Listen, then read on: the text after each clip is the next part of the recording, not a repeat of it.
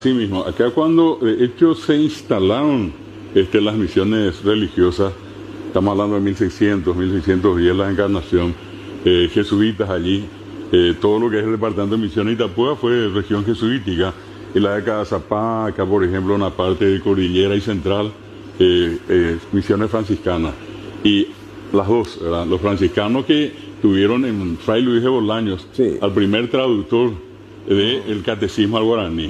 Claro. El primer traductor. Y luego de los O sea, que significa que él aprendió a hablar. Aprendió a hablar y siendo peruano de origen, ¿verdad? Ajá. Y él aprendió sobre todas las cosas a escribir. Él fue el primero ¿Cómo que se escribió. aprende a escribir si no había letra? Y justamente él toma las letras del español, que fue lo que ocurrió Y va. en el principio, ¿verdad? Por eso el A, C, el... En el principio no teníamos todavía ese de ahora. Ah, ya.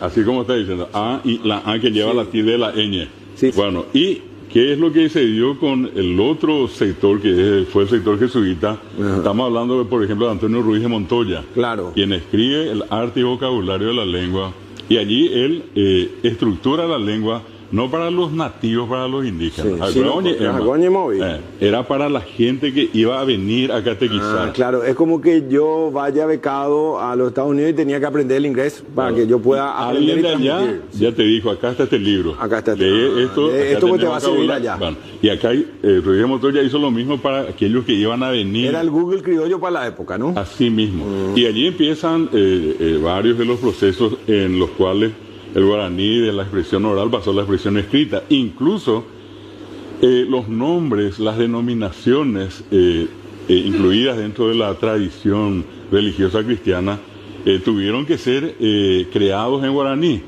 Por ejemplo, una palabra que fue necesaria en su momento, pongo como ejemplo, el bautismo o el bautizarse. Para eso ya está la bautismo. Bueno, ellos tienen una especie de cambio de la niñez al estado de compartir con los adultos. Claro, que era como la adolescencia. Sí, que ellos le llaman caraí. Entonces un niño muy pequeño, de 6 a 10, 12 años, se convertía en caraí, después de una ceremonia ritual, le perforaban el labio con un tembetá, y a las mujeres le ponían en la misaí, o namisai, el aro. Y la niña que tenía el aro ya era una cuñá Eso caraí. sí, perduró en tiempo y espacio. Claro. El namisai. El namisai. Pero lo otro quedó por camino. Todavía hay hasta ahora. Pero en naciones indígenas. En naciones indígenas. Bueno, ¿y qué fue lo que pasó? En este caso, con esa expresión de ser caraí, ellos podían, tenían, la palabra caraí significa tener derecho a los derechos cívicos, vale la expresión. Caraí. Poder estar entre la gente, entre los adultos. Ya pasaba a ser un señor de la sociedad. Señor, y con capacidad cívica de elegir, de cumplir roles que un ciudadano... O sea, sería la mayoría de edad. ¿Qué hace la iglesia? Toma esa expresión y le convierte en caraí. Y yo digo hoy, por ejemplo, permitaí caraíma. Claro. Y lo mismo digo a una niña, ¿verdad? Caraíma. Porque quedó como sinónimo de bautizar. De bautizar. ¿Qué es el bautismo? Tener derechos a la práctica de la tradición cristiana. Y pasás a ser parte de la iglesia. Y bueno, ¿y qué hizo la iglesia? Convirtió la palabra caraí en mongaraí. De mbocaraí, por una cuestión de nasalidad y oralidad, quedó en mongaraí. De mbocaraí, hacerle caraí. Claro, bueno, convertirle en un señor. Ahí está. La misma cosa ocurrió con otras nominaciones. ¿Cuál, por ejemplo? Otra, por ejemplo, el nombre de los santos. Una cuestión notable, los guaraní siempre tuvieron la noción, imagínate vos, de lo perfecto, de la perfección.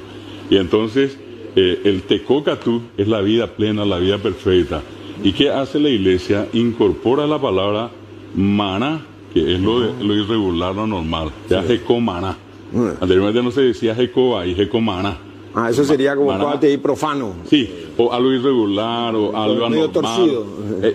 Algo que en la comunidad era inmoral, ¿verdad? Bueno, y para salir de eso, ¿qué tenía que ocurrir? El maná.